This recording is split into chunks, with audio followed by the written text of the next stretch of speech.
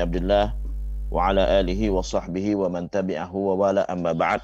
Rabbi shrah li sadri wa yassir li amri wahlul 'uqdatam min lisani yafqahu qawli wahdi qalbi wa saddid lisani bihaqqi nabiyyika Muhammadin sallallahu alaihi wasallam. Allahumma la ilma lana illa ma 'allamtana innaka antal alimul hakim. Hari ini kita akan membahas tentang hadis yang ke-14 dari Arba'in An-Nawawiyah. Al-Arba'in An-Nawawiyah.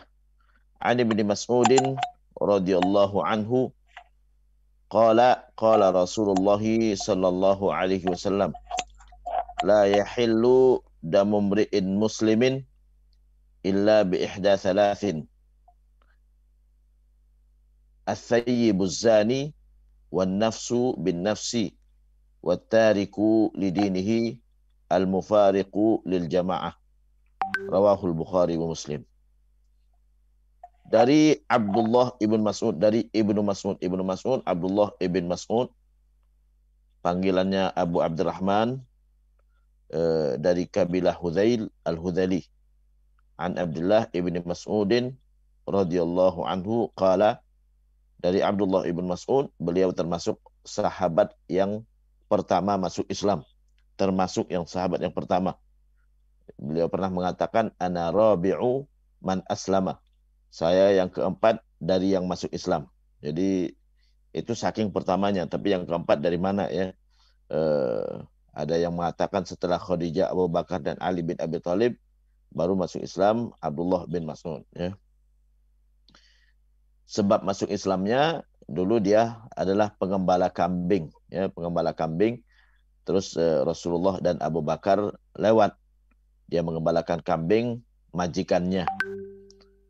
Saat Rasulullah dan Abu Bakar lewat, Rasulullah bertanya, boleh kita minta susu? Kata Abdullah bin Mas'ud, ini bukan kambing saya, ya, ini kambing majikanku. Kata Rasulullah, adakah kambing yang sudah nggak ada susunya? Ditunjukkanlah kambing yang nggak ada susunya. Dipegang sama Rasulullah, keluar susu.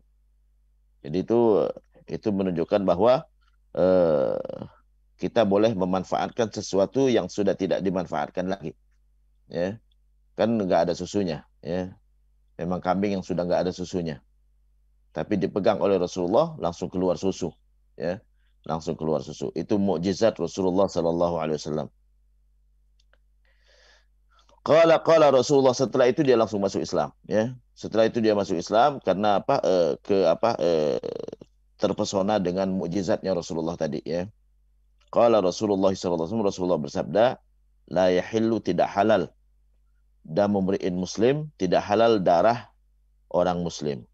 Maksud tidak halal darah artinya tidak boleh membunuh, ya. Tidak boleh membunuh, ya, karena tidak halal darah tidak boleh membunuh, tidak halal harta tidak boleh mengambil, ya. Tidak halal kehormatan, tidak boleh merusak kehormatan orang muslim. Rasulullah di waktu haji wada, Rasulullah dalam khutbahnya beliau mengatakan, ala inna dima'akum wa amwalakum wa a'radakum alaikum haramun ka hurmati yaumikum hadha fi baladikum hadha fi syahrikum hadha. Ketahuilah sesungguhnya darah kalian, harta kalian, kehormatan kalian haram atas kalian seperti haramnya kehormati yaumikum hadza, haramnya hari ini, yaitu hari waktu itu adalah hari raya Idul Adha, ya. Kehormati yaumikum hadza fi syahrikum hadza, di negeri ini, ya, negeri ini kota Mekah, tanah haram, ya. Fi syahrikum hadza fi baladikum hadza, fi syahrikum, di bulan kalian ini, yaitu bulan Dzulhijjah, bulan haram. Fi baladikum hadza, di negeri ini, tanah haram. Jadi seperti haramnya hari ini, seperti haramnya bulan ini, seperti haramnya tanah ini, maka haram juga darah kalian. Haramnya darah berarti nggak boleh membunuh, nggak boleh sama sekali membunuh orang muslim dalam Islam. Membunuh orang muslim sengaja ataupun tidak, itu wajib dipertanggungjawabkan. Jadi nggak ada istilahnya nggak sengaja. Kalau sengaja harus diqisas, hukuman mati bagi pembunuh, ya. Kecuali kalau keluarganya memaafkan. Memaafkan ada dua, memaafkan dengan ganti rugi dia wajib bayar diat. Ya, diat itu adalah memberi 100 ekor unta kepada keluarga yang dibunuh, atau ya memaafkan dengan ganti rugi, atau memaafkan tanpa ganti rugi, mereka bebaskan sama sekali, udah kisos nggak usah, ganti rugi juga nggak usah, tergantung keluarganya ya, keluarganya. Nah, ini kalau ada orang yang dibunuh dalam Islam, terutama orang Muslim, wajib dipertanggungjawabkan sengaja ataupun tidak. Itu kalau sengaja dia dikisos, kecuali dimaafkan oleh keluarganya. Kalau nggak sengaja, maka wajib bayar ganti rugi, yaitu diat ya. Wa man qatala mu'minan khata'an fatahriru raqabatin mu'minah wa diyatun musallamatun ila ahli. Siapa yang membunuh orang mukmin ya tidak sengaja, membunuh orang mukmin tidak sengaja, fatahriru raqabatin mu'minah, maka balasannya dia wajib memerdekakan hamba sahaya, wa diyatun musallamatun ila ahli, dan ganti rugi yang wajib diberikan kepada keluarganya. Ganti ruginya itu sebesar mi'atun minal ibil, 100 ekor unta. 100 ekor unta itu sekitar 3 miliar sekarang ya. 100 ekor unta ya. Saya pernah menyampaikan, dulu pernah jatuh keren ya. Jatuh keren di Arab Saudi. Dulu Saudi menjanjikan 3 miliar kepada keluarga korban. Ya, sebenarnya itu adalah hukum Islam ya. Jadi kalau nggak sengaja ya. Apa yang dimaksud dengan nggak sengaja itu sudah dijelaskan semua di dalam hadis Rasulullah SAW. Kalau sengaja itu adalah bermaksud membunuh dengan alat yang membunuh, itu sengaja. Jadi sengaja menusuk, sengaja menembak dengan pistol, itu sengaja. Nggak ada istilah nggak sengaja. Orang nembak dengan pistol itu sengaja. Ya. Yang kedua, ya kalau tidak sengaja itu tidak sengaja membunuh dengan alat yang tidak membunuh. Itu tidak sengaja membunuh, nembak burung ya kena orang gitu kan, atau melempar burung dengan kerikil kena kepala orang mati gitu kan, itu tidak sengaja.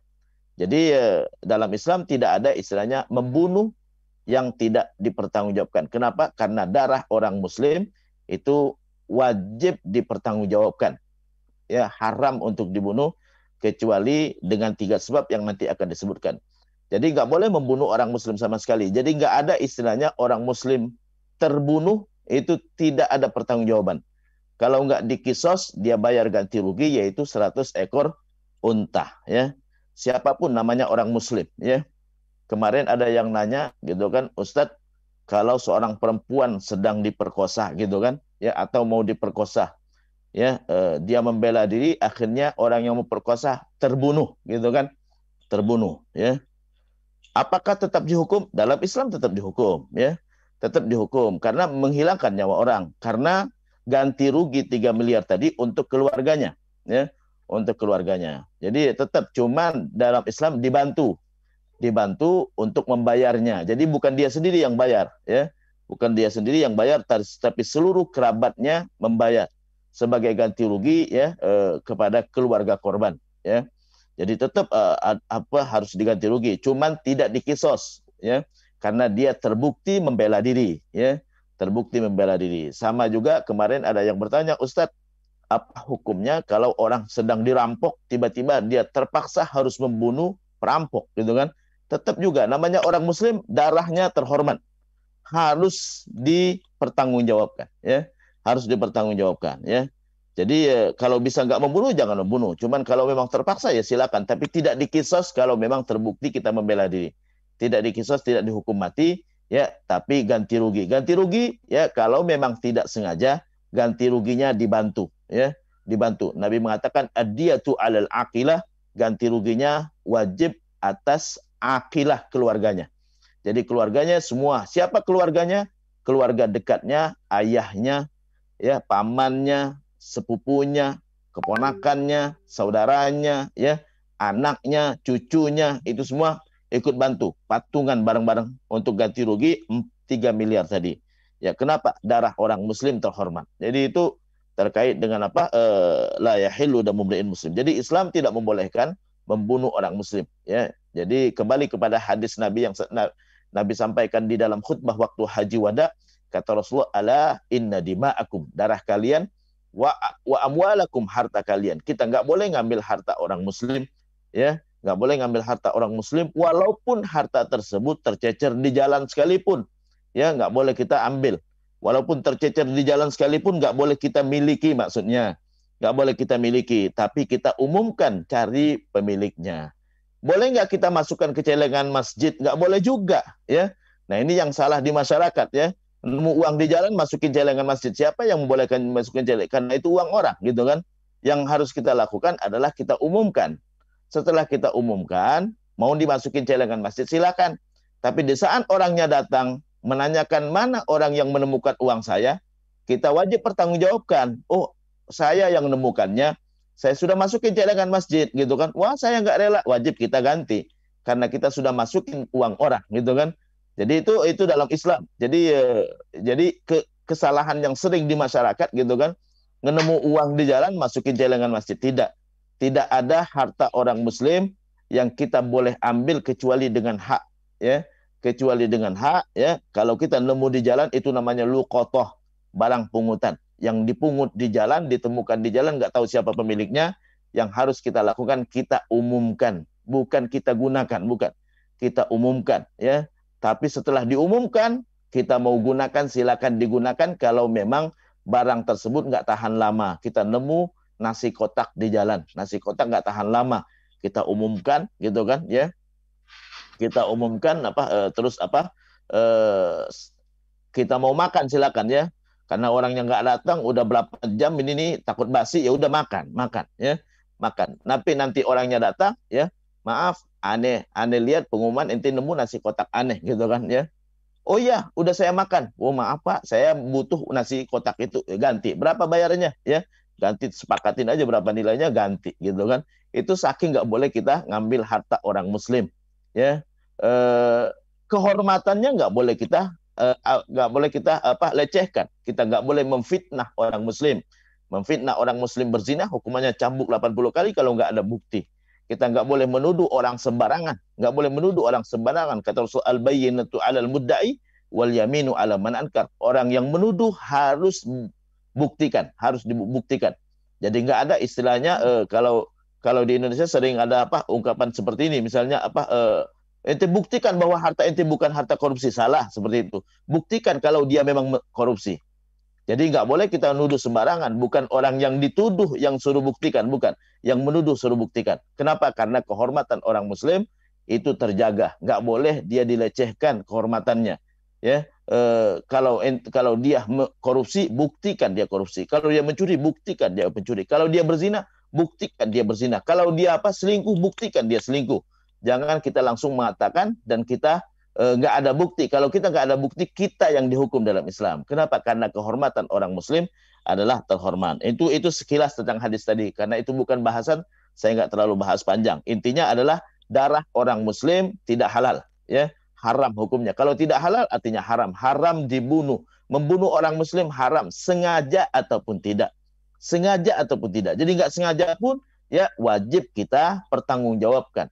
Makanya kalau hukum Islam diterapkan, malpraktek itu nggak akan ada, ya, nggak akan ada malpraktek. Kenapa? Karena kalau orang malpraktek berakibat mati, ya hukumannya itu minimal dia bayar ganti rugi 3 miliar kalau memang terbukti dia tidak sengaja.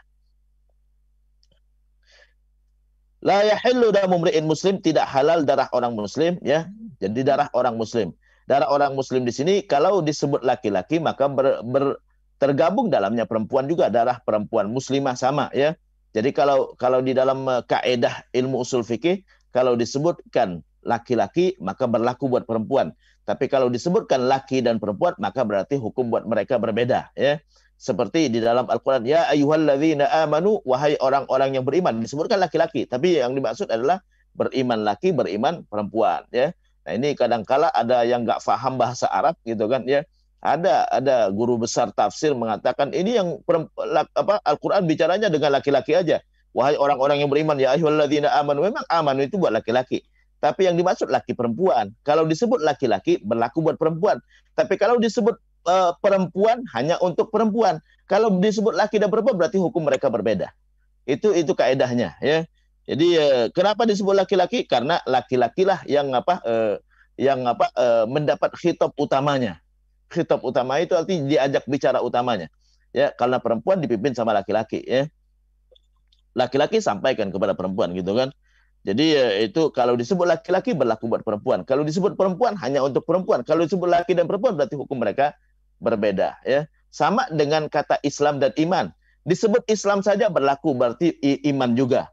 Disebut iman saja berarti Islam juga. Tapi disebut iman dan Islam berarti hukumnya berbeda. Islam untuk amal-amal yang zahir, sholat, puasa, zakat, haji, gitu kan. Kalau iman, amal-amal yang batin, niat, iman kepada Allah, iman kepada malaikat, gitu kan. Jadi itu terkait dengan perbedaan istilah, ya. Jadi disebut laki-laki maka berarti berlaku buat perempuan. La yahillu damu mri'in muslim. Tidak halal darah seorang muslim. Jadi nggak boleh membunuh, haram hukumnya membunuh orang muslim sengaja ataupun tidak, ya. Semuanya harus dipertanggungjawabkan. Ya, kesimpulan dari hadis ini juga bahwa ya tidak halal, ya, tidak halal. Kita nggak boleh, ya, merugikan siapapun, ya, dari orang muslim terutama, ya, kecuali wajib dipertanggungjawabkan sengaja ataupun tidak. Merugikan sengaja ataupun tidak, ya. Sengaja wajib kita pertanggungjawabkan, kita berdosa dan wajib minta maaf. Tapi kalau nggak sengaja dan kita nggak tahu, ya, nggak tahu, maka kita nggak berdosa. Tapi kalau kita nggak sengaja dan tahu dia tersinggung, wajib kita minta maaf. Jadi nggak cukup dengan saya nggak niat menyinggung, tapi sudah ada yang tersinggung masalahnya, ya. Jadi itu kalau dalam hukum Islam, ya. Jadi berat sama manusia itu berat, ya. Jadi karena dalam Islam tidak boleh kita membunuh, menyakiti, melukai, ya, siapapun, ya, dari orang muslim, ya, terutama orang muslim, ya. Orang muslim terutama sengaja ataupun tidak semuanya wajib dipertanggungjawabkan. Jadi nggak ada istilahnya nggak sengaja, nggak, ya, nggak sengaja, tahu dia tersinggung wajib minta maaf, sudah berdosa karena dia sudah tersinggung, gitu kan, ya. Jadi makanya kalau ceramah begini kan mohon maaf kalau ada kesalahan, wajib minta maaf, ya. Kalau tahu dia tersinggung, tapi kalau nggak tahu lain lagi ceritanya, ya. Tahu dia tersinggung dan kita walaupun nggak sengaja, tapi kalau kita sengaja walaupun dia nggak tersinggung, ya, maaf, walaupun kita nggak tahu dia tersinggung atau tidak, kita wajib minta maaf kalau sengaja. Sengaja, ya, dia tersinggung ataupun tidak, kita wajib minta maaf. Tapi kalau tidak sengaja dan kita tahu dia tersinggung, wajib minta maaf, gitu kan. Tapi kalau kita tidak sengaja dan tidak tahu dia tersinggung, maka tidak wajib kita minta maaf, ya. Jadi itu ini, ya. Makanya Rasulullah pernah sebelum meninggal, Rasulullah bertanya kepada sahabat, ada yang pernah saya zolimin? Karena Nabi nggak sengaja zolimin sama orang. Datang menunjuk salah seorang sahabat, saya ya Rasulullah, Rasulullah pernah suatu hari, ya, di waktu peperangan mengibaskan tongkat, gitu kan, tiba-tiba kena badan saya, nggak sengaja kan, tapi ternyata ada yang merasa disakiti, gitu kan, ya. Oke, kata Rasulullah, balas sekarang, ya, wajib minta maaf karena udah walaupun nggak sengaja sekalipun.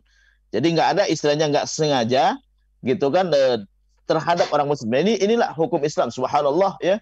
Islam tidak membolehkan sama sekali nyakitin siapapun, sengaja ataupun tidak, ya. Kalau kita tahu dia tersinggung, wajib minta maaf. Nggak ada istilahnya, oh karena nggak berniat, mau nggak niat, nggak masalah, tapi sudah terjadi ada yang tersinggung. Nah ini ya, subhanallah, Islam sangat memperhatikan hubungan dengan sesama. Makanya Quran itu berbicara hubungan dengan sesama itu jauh lebih banyak daripada hubungan kita dengan Allah Subhanahu wa taala. Ya, hubungan dengan sesama, ya. Makanya ayat warisan lengkap, gitu kan. Kenapa? Menyakitin orang lain. Nyakitin orang lain, ya, menyakiti ahli waris lain, kalau kita 1 sen saja lebih daripada jatah kita, maka dia akan tersakiti, ya. Nah, tersakiti itu wajib dipertanggungjawabkan di hadapan Allah, wajib dipertanggungjawabkan. Dia akan mengambil pahala kita kalau kita nggak sempat minta maaf di dunia. Jadi itu terkait dengan orang muslim. Jadi nggak boleh kita membunuhnya sengaja ataupun tidak, menyakitinya sengaja ataupun tidak, ya. Jadi semuanya harus dipertanggungjawabkan, ya. Kalau tidak sengaja, ya, dan kita tidak tahu dia tersinggung, nggak masalah. Tidak sengaja, ternyata dia tersinggung, ternyata dia tersakiti, wajib kita minta maaf, ya. Hal sepele kecil, gitu kan. Misalnya kita punya rumah nih, ya, boleh kita bebas jual sama orang lain, benar nggak? Tapi wajib kita ngasih tahu kepada tetangga sebelum kepada orang lain, gitu kan. Kan saya kira udah pernah dibahas sebelumnya, ya. wajib kita ngasih tahu ke tetangga. Kalau kita nggak ngasih tahu ke tetangga, kita jual kepada orang lain yang nggak ada hubungan sama sekali dengan kita, gitu kan? Artinya bukan keluarga kita, bukan ya nggak ada hubungan sama sekali. Kita bukan teman dekat kita, bukan. Kalau teman dekat kita mungkin dia punya hak juga, gitu kan? Ya, tapi orang lain, artinya tetangga kita jauh lebih utama daripada dia, maka berhak dia batalin. Maaf ya, ente jual sama dia, iya. Emang dia siapa ente? Ya, oh, bukan siapa-siapa saya. Oke, berapa ente jual? 1 miliar. Nih 1 miliar batalin. Ya, berhak dia bilang mengatakan begitu. Kenapa? Karena dia tersakiti, gitu kan? Tersakiti di mana? Bisa jadi dia nunggu-nunggu. Rumah saya ini sempit banget, mau saya perluas, nunggu tetangga sebelah menjual, gitu kan? Ternyata dia tersakiti, ya. Nah, ini ya, dalam Islam berhak dia batalin, berhak dia batalkan. Kecuali kalau kita jual, oh ini maaf, ini kan adik saya. Nah, dia kalau adik kan lebih utama, adik lebih utama. Jadi ya itu hal yang sepele sekali. Atau ada orang di belakang rumah kita, dia nunggu-nunggu kapan kita jual rumah, gitu kan? Dia nunggu-nunggu kapan kita jual rumah. Ya, ini tahu-tahu kita jual sama orang lain. Waduh, katanya, ya. Anik maunya rumah saya itu di pinggir jalan, nunggu-nunggu rumah dia dijual, gitu kan? Supaya mobil saya bisa langsung masuk ke sini, gitu kan? Ternyata kita jual ke orang lain, ya dia tersakiti. Hal kecil sepele sekali, ya, sengaja ataupun tidak, gitu kan? Ini siapa suaranya yang ini, ya? Ada suara yang berisik. Tapi kita lanjutkan, la yahillu damu imri'in muslim, tidak halal darah orang muslim. Jadi kita nggak boleh membunuh orang muslim sengaja ataupun tidak, nyakitin orang muslim sengaja ataupun tidak, dengan kata-kata ataupun dengan perbuatan, ya. Dengan perbuatan. Makanya di dalam Al-Qur'an, ya, dalam Al-Qur'an, ya, Allah melarang berbisik-bisik. Bisik-bisik. Kenapa? Karena kemungkinan ada yang tersinggung. Loh, kok dia bisik-bisik ya, ngomongin aneh nih, gitu kan? Kan kita nggak sengaja, kita ngomong bukan biar nggak terganggu orang lain, tapi ternyata ada yang terganggu dengan bisik-bisik tersebut. Maka kita wajib minta maaf. Ya maaf ya, saya tadi bisik-bisik ngomongin ini, khawatir orang lain dengar, ya ganggu orang, kan Ustadz lagi ceramah, gitu kan, ya, gitu. Jadi hal yang sepele. Dalam hadis Nabi mengatakan, kalau kalian bertiga jangan bisik berdua, gitu kan, ya. Karena mungkin aja kita berbisik bukan ngomongin dia, tapi dia tersinggung. Jadi itu hal yang sepele. Jadi itu perlu kita dalam hal urusan dengan manusia, itu yang susah, itu yang berat, ya. Makanya Allah bicara tentang akhlak itu lebih banyak daripada bicara tentang hukum, ya. Bicara lebih banyak daripada bicara tentang sholat, lebih banyak berbicara daripada haji, lebih banyak berbicara tentang zakat, ya. Nah ini kenapa? Karena manusia susah memaafkan, ya, cepat tersinggungnya. La yahillu damu imri'in muslim, tidak halal darah orang muslim illa bi ihda salas, kecuali dengan 3 cara. 3 cara ini, ya, maka darahnya dihalalkan. Artinya hukumannya hukuman mati. Hukuman mati, ya, nggak boleh membunuh orang muslim sama sekali sengaja ataupun tidak, kecuali dengan 3 cara ini atau dengan 3 sebab ini, ya. 3 sebab ini darah orang muslim jadi halal, ya. Yang pertama, as-sayyibuz zani. As-sayyibuz zani, orang yang berzina sementara dia sudah menikah atau pernah menikah. Siapapun yang sudah menikah atau pernah menikah, kalau dia berzina, hukumannya adalah rajam. Rajam, ya. Rajam, dilemparin dengan batu rame-rame sampai dia mati, ya. Ditanam kakinya supaya nggak kabur, ya. Kemudian dilemparin batu rame-rame sampai dia mati. Ya, itu hukuman orang berzina. Itu menunjukkan bahwa berzina itu berat dosanya, ya, berzina. Jadi kalau orang sudah menikah atau pernah menikah, maka dia harus hukumannya adalah dirajam. Itu kalau hukum Islam diterapkan, ya. Kalau hukum Islam nggak diterapkan, ya kita ikutin aturan pemerintah, ya. Tapi hukum yang sebenarnya seperti itu, ya, saking beratnya dosa orang yang berzina. Dihukum mati dipenggal leher lebih enteng dibandingkan dirajam. Karena dirajam ditanam, dilemparin dengan batu rame-rame, ya. Wal yashhad adzabahuma ta'ifatun minal mu'minin dalam Al-Qur'an. Ya, hukumannya disaksikan oleh orang mukmin, sekelompok orang mukmin. Jadi bukan 1-2 orang yang lemparin, rame-rame lemparin, ya. Jadi kenapa? Nah ini kan di dalam ilmu fikih ada kaidah, yajuz irtikab akhafid dhararain. Boleh kita melakukan mudarat yang lebih kecil, ya. ketimbang orang marak berzina, ya kita hukum berat orang yang berzina. Supaya apa? Yang lain nggak berani berzina. Jadi itu menyelamatkan sekian ribu orang ya dengan mengorbankan satu orang. Jadi itu ya juz irtikab akhafud dharain. Jadi dibolehkan ya menghukum mati ya dengan rajam bagi mereka yang berzina kalau dia pernah atau sudah menikah ya. Tapi kalau dia belum pernah menikah sama sekali ya, maka hukumannya tidak rajam tapi hukumannya adalah cambuk ya cambuk 100 kali. Mi'atun minal jaldu fajriduhum mi'ata jaldah ya dicambuk 100 kali ya az-zaniyatu waz-zani fajlidu kulla wahidin minhuma mi'ata jaldah ya perempuan yang berzina laki yang berzina kalau dia belum menikah maka dicambuk masing-masing 100 kali cambukan. Jadi kalau belum berzina 100 kali cambukan, tapi kalau udah pernah ya walaupun dia sudah duda atau sudah janda tetap hukumannya adalah hukuman mati ya. Cuman untuk menetapkan seorang itu berzina tidak sembarangan, nggak boleh. Tadi nggak boleh menuduh sembarang menuduh, harus ada bukti. Bukti itu dengan 3 cara. Pertama, dengan saksi, 4 orang saksi yang menyaksikan terjadi perzinahan tanpa ada halangan sama sekali untuk melihat mereka melakukan perzinahan. Bukan sekedar melihat mereka masuk kamar, bukan. Tapi menyaksikan ya terjadi perzinahan dengan mata kepala sendiri ya di saat mereka berzina, bukan di saat mereka sedang masuk kamar, bukan. Jadi ini berat. Ini ada bukti yang susah ya 4 orang saksi menyaksikan kejadian zina yang sama ya di tempat yang sama ya dengan mata kepala sendiri tanpa pembatas nah ini susah ya, tidak pernah di dalam Islam ada orang yang berzina disaksikan oleh 4 saksi seperti ini ya, nggak pernah baik di masa Rasulullah ataupun sampai sekarang ya, nggak pernah ada orang yang berzina disaksikan. Biasanya orang berzina berdua di kamar nggak ada yang lihat gitu kan ya, menyaksikan kejadian yang sama dengan mata kepala sendiri ya tanpa ada yang menghalangi, nggak ada dinding, nggak ada kain, nggak ada apa gitu kan. Jadi memang terlihat mereka berzina. Itu berat. Itu yang pertama.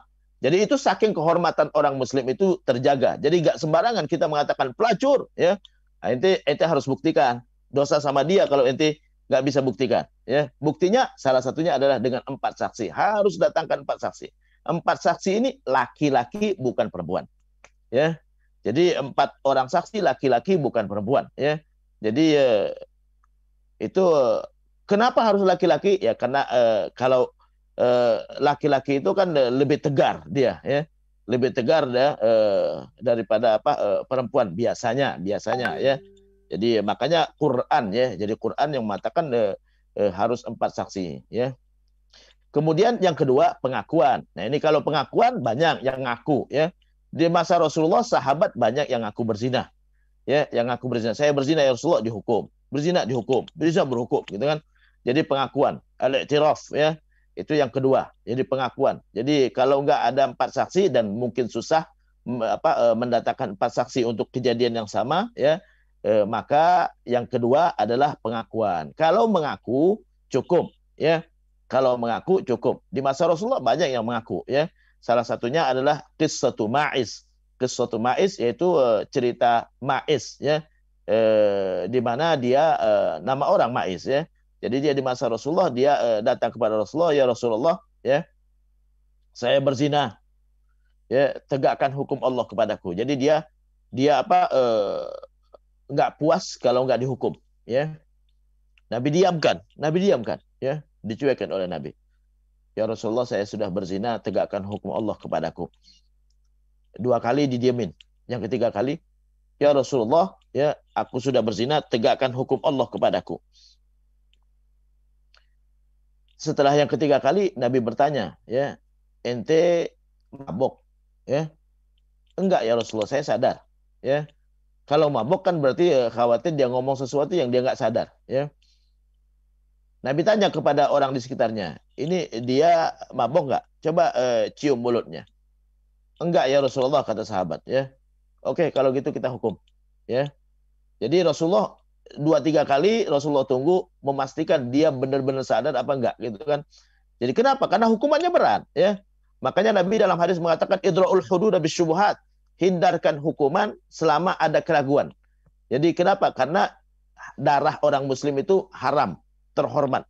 Jangan sampai dikorbankan darahnya, jangan sampai dikorbankan kehormatan, jangan sampai dikorbankan hartanya karena hal yang belum tentu pasti dia salah, gitu kan. Jadi itu Rasulullah, ya subhanallah, Islam sangat menghormatin hak asasi manusia. Jadi sampai 3 kali dia ngaku, ya. Terakhir Rasulullah tanya, ente mabuk? Enggak. Ya, sahabat Rasulullah bilang sama sahabat, coba cek dulu dia mabuk apa enggak, coba cium mulutnya, gitu kan. Jangan-jangan dia mabuk habis minum arak, gitu kan. Ya, ini enggak ya Rasulullah. Ya, kalau gitu sadar, udah dihukum, hukum. Ya, ada lagi cerita seorang sahabat ngadukan anaknya sendiri. Ya, ngadukan anaknya, ya Rasulullah, anakku bekerja sama janda si fulan, ya, sama seorang janda, dan dia berzina dengan janda tersebut. Itulah sahabat, subhanallah, sahabat nggak puas kalau nggak dihukum, gitu kan. Ya udah, kata Rasulullah, panggil anaknya sini, ya, panggil anaknya. Dipanggillah anaknya dan datang ke depan Rasulullah. Ya, ditanya oleh Rasulullah, benar kamu berzina sama janda itu? Iya ya Rasulullah. Hukum, kata Rasulullah. Udah dia ngaku, ya kan. Tadi saksi 4 nggak mungkin kalau saksi 4 itu. Yang kedua pengakuan yang paling mungkin, ya, ngaku. Tapi sahabat di depan Rasulullah nggak pernah mereka bisa berbohong. Ya, itulah kehebatan Rasulullah Shallallahu Alaihi Wasallam. Ya, benar kamu berzina dengan janda itu? Iya. Ya, kata Rasulullah, cambuk 100 kali karena dia masih bujang. Ya, Rasulullah langsung perintahkan sahabat, ya Unais, uhdu ila mraati hadza fa in i'tarafat farjumha. Ya, kamu berangkat ke janda itu, tanya sama dia, kalau dia mengaku juga dia sudah berzina, farjumha, rajam, karena dia sudah janda.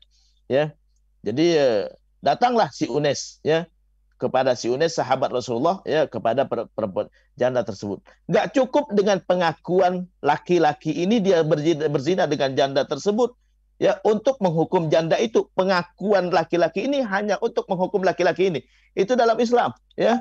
Jadi nggak bisa pengakuan seseorang menghukum orang lain, nggak. Pengakuan, ya. Jadi kalau saya mengatakan saya sudah mencuri dengan si A, saya yang dihukum mencuri, si A belum. Nanti harus dibuktikan dengan yang lain. Kenapa? Karena kalau cukup dengan pengakuan saya, ya, saya sudah berzina dengan si fulana, dengan janda itu terhukum gara-gara pengakuan saya, belum tentu pengakuan saya benar juga.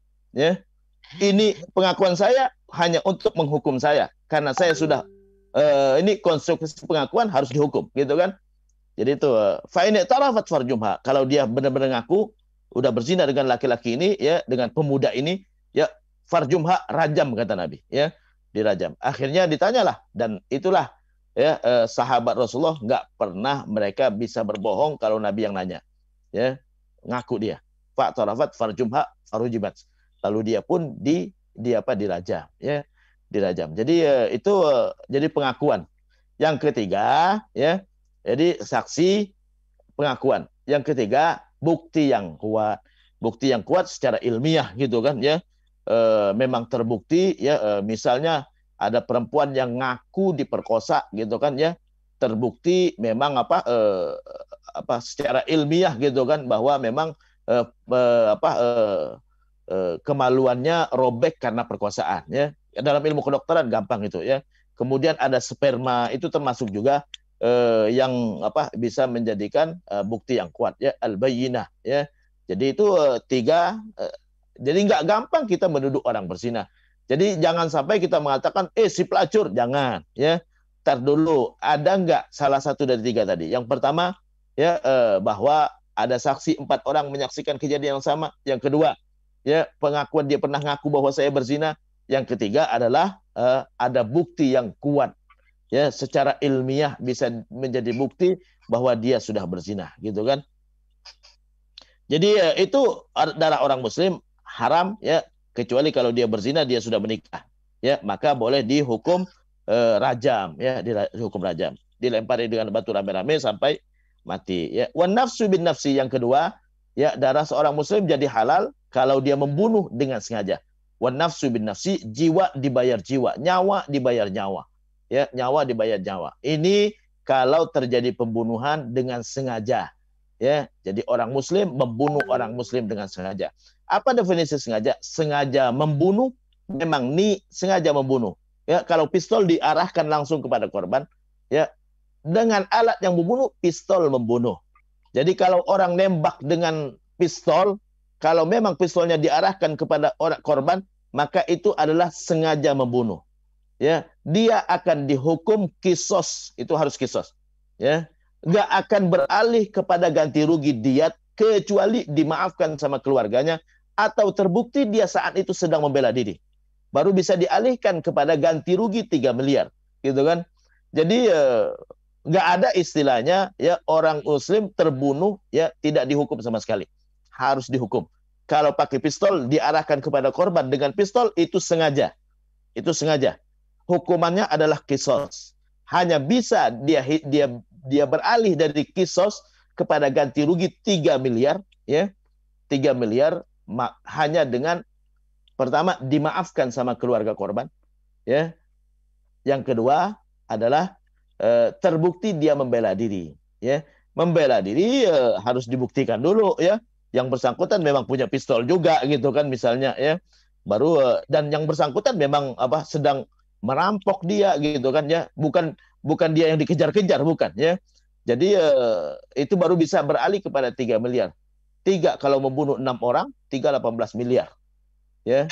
Itu hukuman kalau terbukti tidak sengaja. Terbukti membela diri. Tapi kalau tidak terbukti, maka hukumannya kisos, harus dihukum mati ya.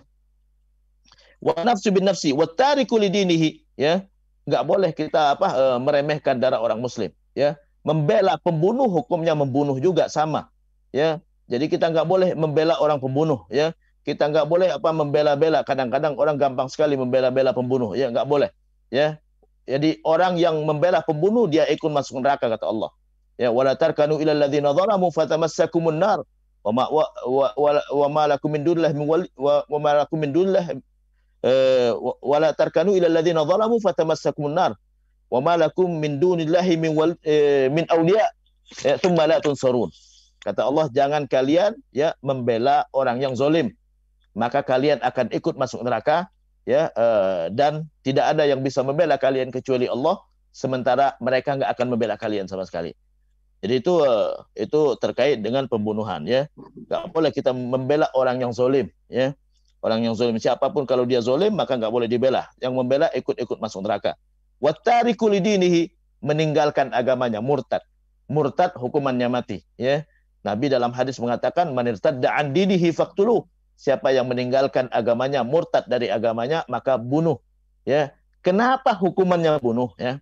Kenapa hukumannya bunuh orang murtad? Menjaga agama orang muslim. Orang muslim harus dijaga agama mereka, jangan sampai agama mereka rusak. Nggak boleh merusak agama orang muslim.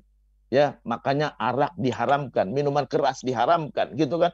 Islam tegas, gitu kan? Ya, zina diharamkan. Kenapa? Merusak agama orang muslim nggak boleh. Jadi harus dijaga agama mereka. Makanya dalam Islam wajib kita sholat 5 waktu. Supaya apa? Sadar bahwa kita punya agama, gitu kan? Jadi jangan sampai orang muslim nggak nyadari bahwa dia punya agama.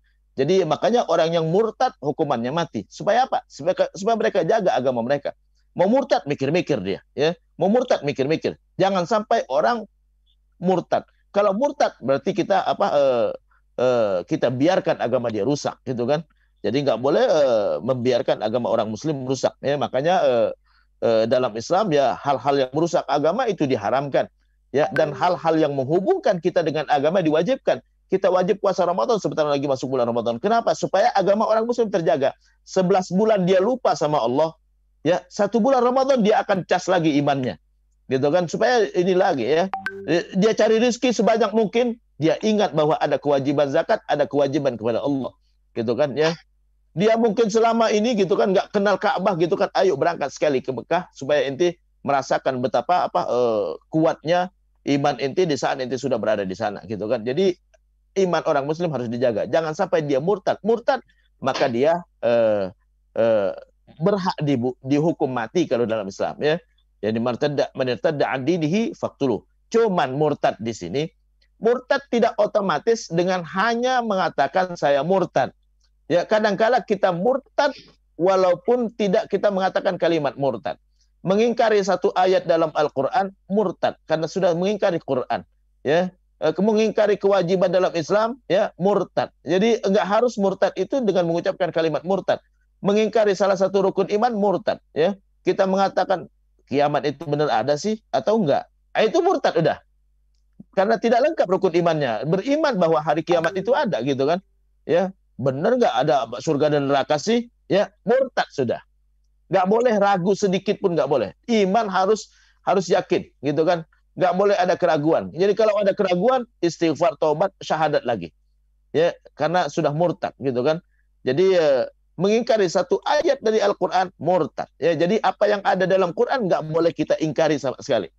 Mengingkari yang ada dalam Quran itu sudah murtad. Mengingkari satu ayat saja sudah murtad. Nggak boleh kita mengingkari apa yang ada dalam Quran. Ya, ayatnya ada, benar ayatnya ada. Ya. Kenapa ente nggak melakukannya? Ane nggak sanggup. Ya, udah selesai, nggak masalah. Ane beriman, ya. Sholat tahajud itu dianjurkan, ya. Tapi kenapa ente nggak tahajud? Ane belum sanggup, ya. Bangun pagi-pagi berat banget, gitu. Nggak apa-apa, ya. Ya, yang nggak boleh mengingkari. Mengingkari sunnah Nabi murtad juga. Man raqiba an sunnati falaysa minni. Yang tidak suka dengan sunnahku, ya bukan golongan aku, gitu kan, ya. Ngapain kurban sih? Kurban itu nggak ada manfaatnya. Murtad. Karena kurban sunnah Nabi, ya. Sunnah Nabi nggak boleh diingkari. Itu kenapa nggak kurban? Aduh, ini masih berat, ini iman ini masih lemah banget gitu kan ya. Mau kurban, waduh duitnya mahal 2 juta gitu kan ya. Ini boleh lah, nggak masalah ya. Nggak masalah sampai inti iman inti kuat. Kalau bisa inti lawan iman yang lemah itu. Inti lawan, aneh harus kurban ya. Harus gitu kan ya. Itu boleh ya. Jadi nggak boleh kita ngingkarin. Sunnah Nabi nggak boleh diingkari. Nggak boleh diingkari. Ya, jangan ngejek-ngejek orang pakai jenggot. Jangan ngejek-ngejek orang mengamalkan sunnah ya. Jadi tidak boleh sama sekali ya. Jadi wattariku lidinihi, orang yang meninggalkan agamanya atau murtad ya, al-mufariq lil jamaah ya, menjauhi jamaah, menjauhi pemahaman ahlus sunnah wal jamaah ya. Jadi nyeleneh ya, seperti Syiah ya. Syiah nyeleneh ya, nyeleneh ya. Kenapa Syiah itu dianggap keluar dari ahlus sunnah wal jamaah? Karena pendapat dia nggak sama dengan pendapat mayoritas ulama ya. Mereka menganggap Quran yang ada sama kita itu ya tidak lengkap. Tidak lengkap. Baru sepertiga, ada 2/3 yang hilang. Ya, nah ini berarti dia nggak mengimani satu ayat dari Al-Quran. Dia tidak meyakini satu ayat dari Al-Quran di mana Allah Subhanahu Wa Taala berfirman, Inna nahnu nazzalna dzikra wa inna lahu lahafizun. Kami yang menurunkan Quran dan kami yang menjaganya. Kalau ada 2/3 ayat yang hilang, berarti Allah nggak jaga. Satu ayat yang diingkari, maka dia keluar dari Islam, gitu kan? Ya. Kenapa orang Syiah itu dianggap keluar dari Ahlus Sunnah? Karena mereka mengkafirkan sahabat. Padahal sahabat sudah dipuji oleh Allah Subhanahu Wa Taala dalam Al-Quran. Muhammadur Rasulullah walladzina ma'ahu asyidda'u 'alal kufar rahama'u bainahum tarahum ruk'an sujada yabtaghuna fadlan minallahi wa ridwana. Jadi Allah sudah puji di dalam Al-Quran sahabat-sahabat Rasulullah. Ya. Nabi dalam hadis mengatakan ashabi kan nujum bi ayyihim iqtadaitum ihtadaitum. Sahabatku semuanya seperti bintang. Ya. Jadi nggak boleh kita mencela sahabat Rasulullah, apalagi istrinya Rasulullah, gitu kan? Orang Syiah justru menganggap istrinya Rasulullah pelacur, ya. Na'udzubillahi min dzalik. Jadi itu nyeleneh, itu keluar dari pemahaman Ahlus Sunnah wal Jamaah, ya. Maka itu termasuk yang keluar dari Islam juga, ya. Kenapa? Karena dia mengingkari ayat-ayat yang memuji sahabat, yang memuji istri-istrinya Rasulullah, ya. Innama yuridullahu liyudhiba ankum rijsa ahlal bait. Allah ingin menyucikan kalian, wahai ahlul bait. Ahlul bait siapa? Istrinya Rasulullah. Istrinya Rasulullah ahlul bait, ya. Ahlul baitin Nabi SAW. Kami ingin menyucikan ya kalian, wahai ahlul bait, sesuci-sucinya. Jadi kalau kita anggap mereka pelacur, keluar dari Islam. Itulah kesalahan Syiah. Ya, jadi kalau ada yang bertanya, Ustaz, emang Syiah itu kan sama aja? Siapa yang bilang sama? Ya, siapa yang bilang sama? Ya, kalau dia tidak meyakini seperti yang tadi saya katakan, saya sampaikan, maka berarti bukan Syiah dia. Bukan Syiah. Tapi kalau memang pemahamannya seperti itu, ya, maka dia Syiah, ya. Jadi ada yang baru meninggal orang Syiah, ya, dia sendiri, saya dengar sendiri ceramah dia, ya. Quran itu lebih dari apa yang ada sama kita. Berarti dia tidak meyakini satu ayat dari Al-Quran bahwa Allah jamin Quran terjaga. Saya mendengar langsung ceramahnya. Saya nggak mau menghukumin kalau saya cuma dengar-dengar dari fulan nggak, ya. Nggak boleh menghukum mengkafirkan seorang kecuali harus dengar langsung dari dengan mata kepala sendiri, ya. Nggak boleh menghukumin, oh kafir kafir gitu kan. Oh siapa kata si Anu? Nggak ada kata si Anu. Dengar langsung, ya, dengar langsung. Jadi saya nggak menyebut nama gitu kan. Baru saja meninggal, ya, saya dengar langsung sendiri dia mengatakan bahwa Quran itu tidak semuanya ada dalam Quran yang kita sekarang. Berarti ada banyak ayat yang hilang kata dia.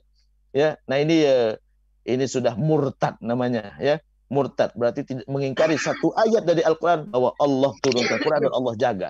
Jadi itu terkait dengan orang Muslim. Jadi orang Muslim ya nggak boleh membunuhnya sengaja ataupun tidak kecuali tiga sebab tadi. Dia berzina sementara dia sudah menikah, atau dia membunuh maka dia dikisos, membunuh dengan sengaja, ya, membunuh dengan sengaja maka dia dikisos. Yang ketiga murtad maka hukumannya mati, ya, atau dia pemahamannya tidak seperti pemahaman Ahlus Sunnah wal Jamaah, itu juga sama dengan orang murtad juga, ya.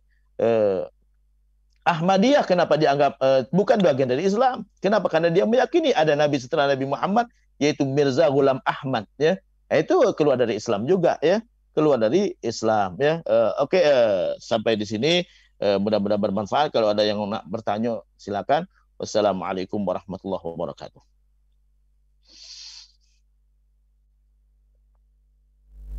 Masih ada nih Zoom-nya. Iya, masih ada. Ya, silakan yang Ada yang nanya, silakan. bertanya.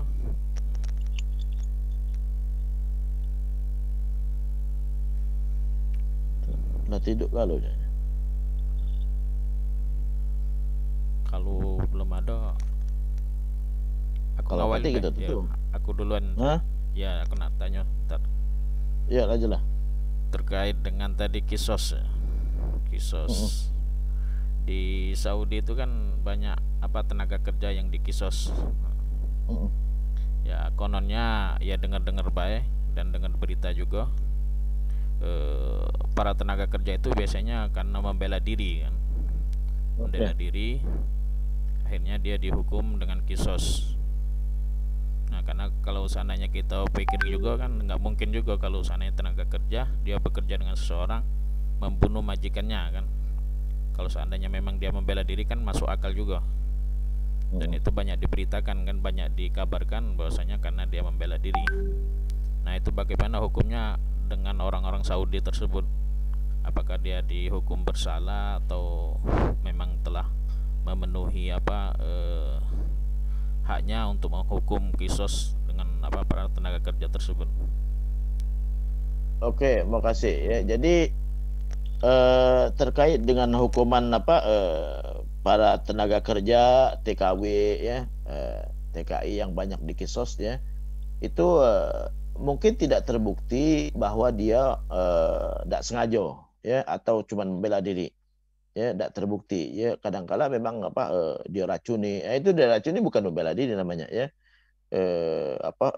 Ada yang apa di apa entah dia bunuh anaknya gitu kan, ya kan, itu bukan bela diri karena anak nggak mungkin mau membunuh tuannya, anak yang masih kecil kadang-kadang.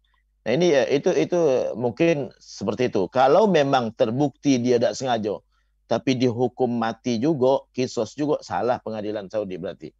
Jadi hanya dua kemungkinan, ya. Jadi nggak bisa dikatakan bahwa dia tidak sengaja juga, karena tidak sengaja pun harus dibuktikan tidak sengaja. Jadi kalau dia membunuh anak, kan ada kasus membunuh anak majikan, ya. Itu anak majikan kan nggak akan membunuh dia, ya, anak kecil gitu kan, ya. Ada yang sampai diracun gitu kan. Nah ini juga ini, ya.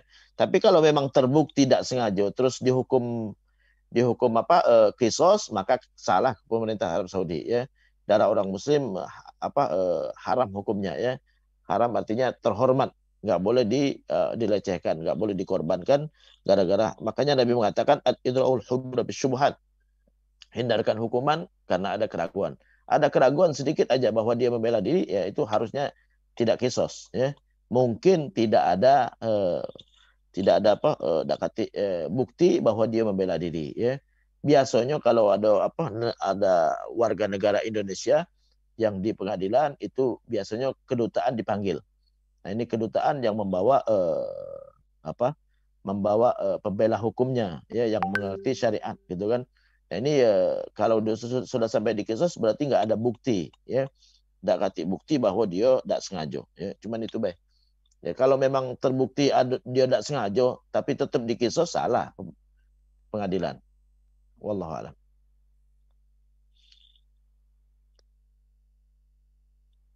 Ada lagi?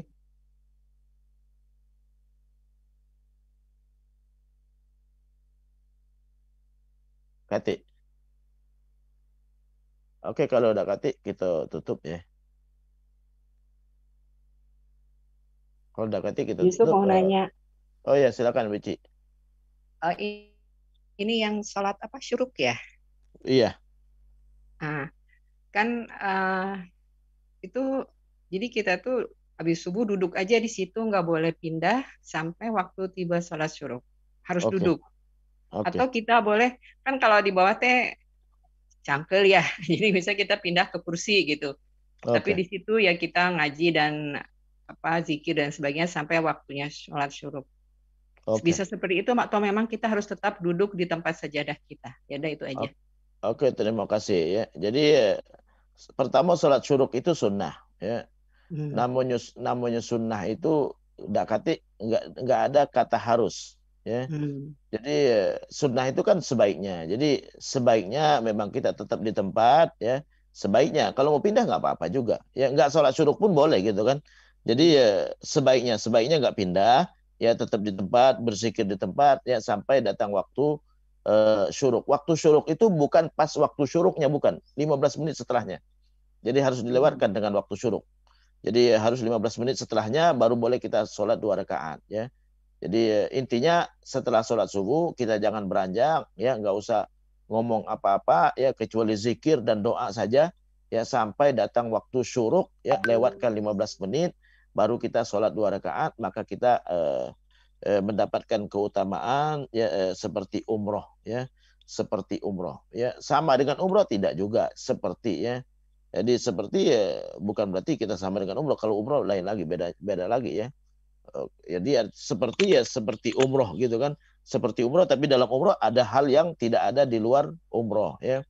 Jadi itu keutamaan orang sholat syuruk. Jadi tidak ada kata harus ya, harus di tempat tidak ya, boleh beranjak boleh ya. Kalau yang sunnah itu ada kaidahnya begini, mala yudroku kullu la yudroku kullu. Yang penting ya jangan tinggalkan sama sekali ya. Boleh kita beranjak boleh ya, mau ngobrol juga boleh, habis sholat subuh ngobrol boleh, habis itu sholat 2 rakaat boleh, nggak ada masalah ya. Tapi sebaiknya yang sebaiknya diam di tempat, berzikir, berdoa sampai datang waktu syuruk, baru kita lewatkan sedikit 15 menit, baru sholat 2 rakaat ya. Itu baru kita mendapatkan pahala umroh yang sempurna. Wallahu a'lam. Itu jamnya tuh 6.15 ya? Iya. Kalau matahari terbit jam 6 berarti 6.15. Salat syuruknya. Jadi lewatkan 15 menit dari matahari terbit. Pas matahari terbit belum boleh ya. Ya, udah. Kalau di jadwal sholat itu ada syuruk. Itu bukan waktu sholat syuruk, bukan. Ya, ini yang banyak salah paham di masyarakat ya. Kalau di jadwal sholat subuh syuruk, itu syuruk bukan waktu sholat syuruk. Itu matahari terbit. Harus lewatkan 15 menit dulu baru boleh sholat syuruk ya. Kalau pas syuruk matahari terbit itu haram hukumnya sholat sunnah. Ya, ya udah, terima kasih. Oke, sama-sama. Ada lagi?